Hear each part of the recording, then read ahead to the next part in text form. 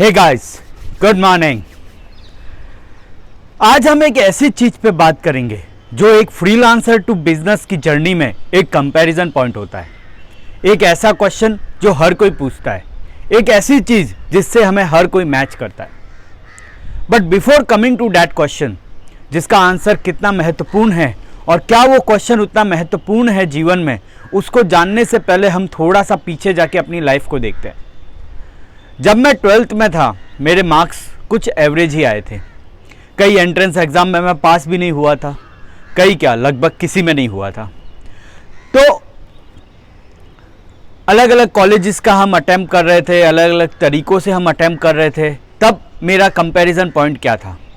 12th के marks, किस level की कॉलेज है और क्या कॉलेज ए ग्रेड है कि नहीं। ये जो पर्टिकुलर क्वेश्चंस है वो ये डिसाइड कर रहे थे कि क्या मैं भविष्य में अच्छा करूँगा कि नहीं। और ये एक सही बात है। जब हमारी कॉलेज की जर्नी ख़त्म हुई और हमें कहीं ना कहीं जॉब मिली, प्लेसमेंट मिला, ये सब हुआ, तब कंपैरिजन पॉइंट लोगों के पास था कि तुम्हारी सैलरी कितनी है। जो सैलरी का फिगर था, that is a relevant comparison point कि तुम अपने लाइफ में आगे अच्छा कर रहे हो या तुमसे भी अच्छे लोग हैं। लोगों को ये चीज़ें कंपैरिजन में बहुत ही स्ट्रेट और स्टैंडर्ड लगती है कि अगर तुम्हारी ज़्यादा सैलरी है यानी तुम ज़्यादा होशियार हो, अगर तुम्हारी कम सैलरी है यानी कि तुम कम होशियार हो, अगर तुम्हारे ज़्यादा मार्क्स हैं यानी कि तुम ज़्यादा होशियार हो, अगर तुम्हारे कम मार्क्स हैं यानी कि कम होशियार हो। बट हमने कई बार, कई जगह, कई इंसिडेंट, कई स्टोरीज़ में ये भी देखा है कि चीज़ें बदलती है, वक्त बदलता है, इंसान की फितरत बदलती है, उसकी सोच बदलती है, उसका समय बदलता है और कभी कभी महल खड़े हो जाते हैं उन लोगों के जिन्होंने 12th पार भी नहीं किए होते। तो coming back to the question, जो हमारा एक क्रिटिकल पॉइंट है एक फ्रीलांसर टू बिजनेस की जर्नी में, जो लोग हमसे बार बार पूछते हैं, आपके कितने एम्प्लॉयज़ हैं। जी हाँ, ये सवाल आपसे हर कोई पूछेगा जब आप ये बताओगे कि मेरी एक कंपनी है सॉफ्टवेयर की, या मेरी एक कंपनी है कंटेंट राइटिंग की, या मेरी एक कंपनी है सर्विस ओरिएंटेड की। तो लोग आपसे एक सवाल ऐसा पूछेंगे जिससे वो आपको कंपेयर करेंगे बहुत इजीली, और वो है कि कितने एम्प्लॉयज़ हैं। 10, 20, 50, 100, कितने? क्या ये क्वेश्चन बहुत ही ज़्यादा रिलेवेंट है? लोग जरूर पूछेंगे। और अगर आप इसको एक्सपेरिमेंट करना चाहते हो तो ये भी हमारा अनुभव सुनिए। हमने इसको एक्सपेरिमेंट करने की भी कोशिश की। हमने क्या किया कि कुछ प्रोडक्ट भी बनाए, सर्विस पे भी फोकस किया, ऑफिस डबल की, स्टाफ डबल किया, 40+ एम्प्लॉयज़ का स्टाफ कर दिया, डबल ऑफिस कर दी, ऊपर नीचे बहुत ज़्यादा काम लाने की कोशिश की। हुआ क्या? नंबर 1, हम बहुत बिजी रहे। वी वर हैप्पी कि वी वर बिजी, लोगों के पास मिलने के लिए हमारे पास टाइम ही नहीं था। नंबर 2, हमारे पास इतना अनकंस्ट्रक्टिव, अनप्रोडक्टिव काम था कि हम कंस्ट्रक्टिव और प्रोडक्टिव पे फोकस ही नहीं कर पाए। नंबर 3, फाइनल आउटपुट हमारा यही था, जो प्राइमरी गोल बन गया कि हर एम्प्लॉयज़ के पास कुछ ना कुछ काम हो। अगर कोई फ्री होता है तो वो क्यों फ्री है, उसे कुछ दो। खुद के पास, कंपनी के पास उस काम से रेवेन्यू आ रहा है कि नहीं आ रहा है वो मैटर नहीं है, पर उसे कुछ दो। And that was a very big question for us. तो क्या हुआ जब हमने भी लोगों को दिखाने के लिए या लोगों के कंपैरिजन पॉइंट में आने के लिए अपने स्टाफ को बढ़ाया?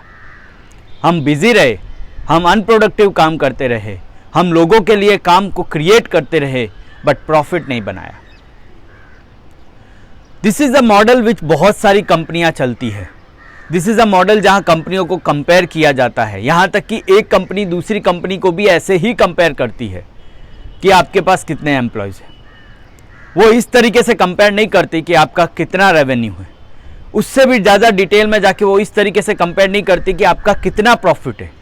और उससे भी ज़्यादा डिटेल में जाके वो ये नहीं पूछती कि भाई लास्ट ईयर का ITR का अमाउंट आपने कितना भरा था।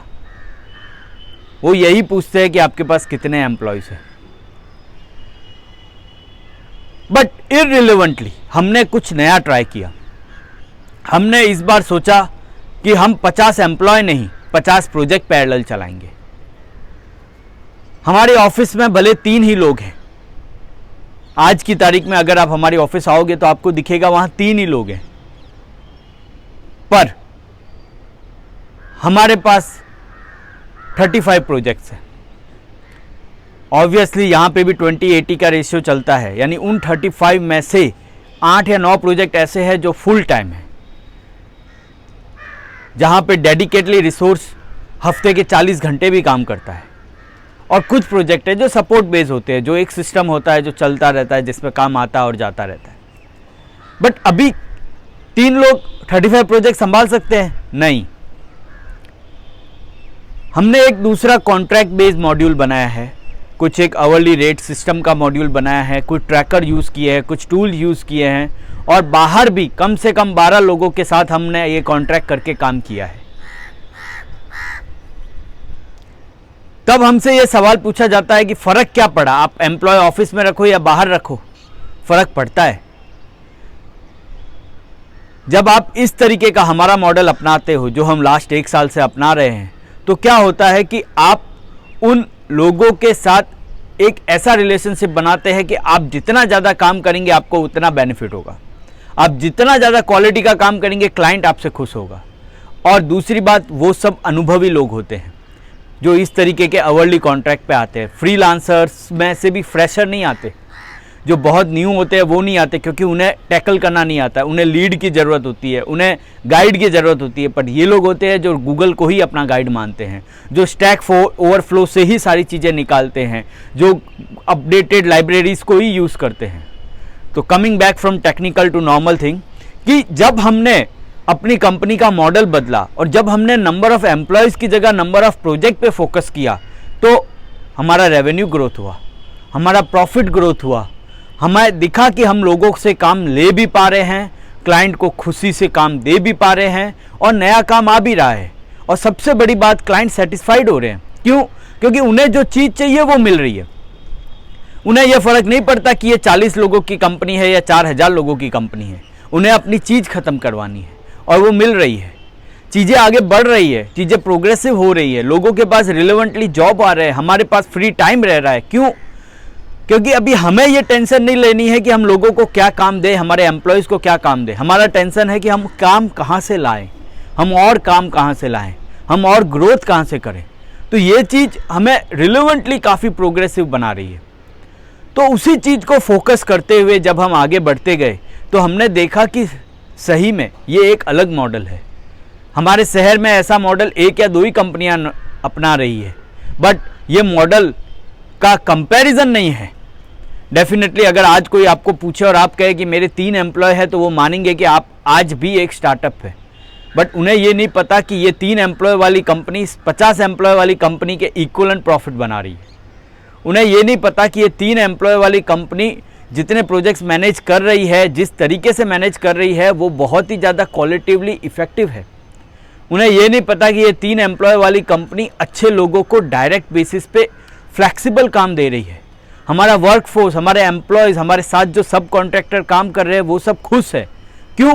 क्योंकि वो अपने टाइम पे काम करते हैं। उनके लिए संडे, मंडे, ट्यूसडे कुछ फ़र्क नहीं पड़ता। उनके लिए हर दिन वीकेंड और हर दिन वीकडे है। वो रात को भी काम करते हैं तो कभी दिन को भी करते हैं, वो चाहे तब घूमने भी जाते हैं। बस अपना काम एडजस्ट करना है, काम चालू करना है, ट्रैकर चालू करना है और आगे बढ़ना है। और यही फ्रीलांसिंग की भी एक की पार्ट है। आदमी भूल गया है कि वो फ्रीलांसिंग क्यों करता था। वो फ्रीलांसिंग करता था ताकि उसके पास फ्लेक्सिबिलिटी रहे, वो लाइफ एंजॉय कर सके और साथ ही साथ वो अपने आप को ग्रोथ कर सके, नए चैलेंजेस को एक्सेप्ट कर सके, नई टेक्नोलॉजी को ग्रास्प कर सके, नई अपॉर्चुनिटीज़ के ऊपर काम कर सके। और वही हो रहा है अभी, जो हमारा मॉडल है, जो लोगों को नई चीज़ों पे एक्सेप्ट करवाता है। लास्ट 1 ईयर में एक और पैरामीटर है जिस पे मैं डिस्कस करूंगा, जो लोग नहीं डिस्कस करते हैं, कि आपने नई टेक स्टैक यानी नई टेक्नोलॉजीज़ को कितना एक्सेप्ट किया। फॉर एग्जांपल, पहले आप किसी 1 या 2 चीज़ों पे काम करते थे तो आपने अपना वर्टिकल बढ़ाया।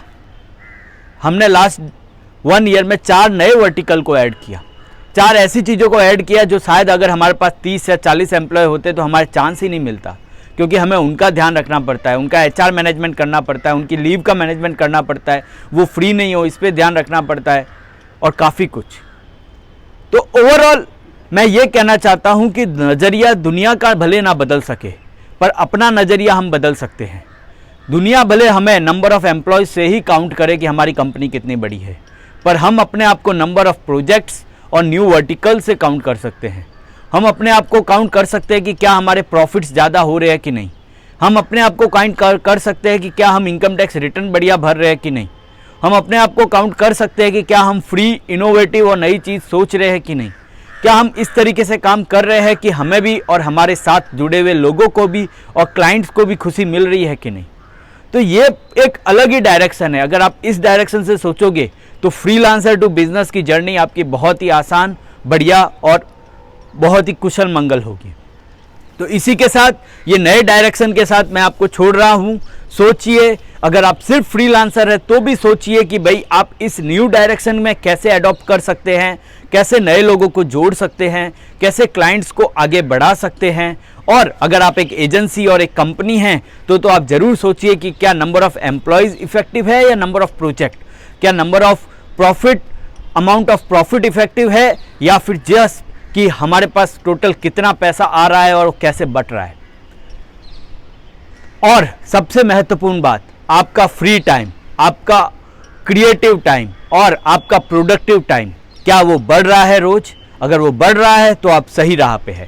तो इसी के साथ दोस्तों, keep watching, share, subscribe, like, comment. आपके क्वेश्चंस है जो ज़रूर हमारे साथ शेयर कीजिए, हम इसको ज़रूर सॉल्व आउट करेंगे और आपकी फ्रीलांसर टू बिजनेस की जर्नी को मिलके इतना अच्छा करेंगे कि आप एक दिन बहुत बड़े बिजनेसमैन बनेंगे। ये हमारी मनोकामनाएं हैं। Thank you, have a great day.